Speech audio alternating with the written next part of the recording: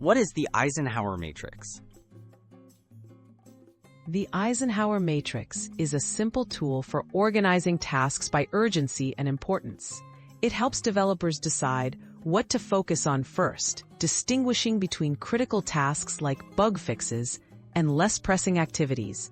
By sorting work into 4 quadrants, it offers a clear, practical way to prioritize efforts, making it easier to manage complex coding projects and meet tight deadlines. How the Matrix works for developers. The Eisenhower Matrix divides tasks into 4 categories: urgent and important, important but not urgent, urgent but not important, and neither urgent nor important. For developers, this means separating key code reviews and critical bug fixes from tasks like minor refactoring or brainstorming sessions.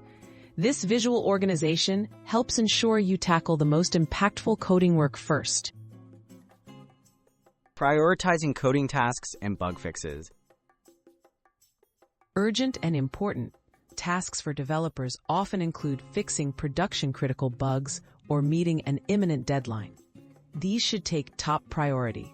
Important but not urgent work might be refactoring code or learning a new framework, helping long-term growth.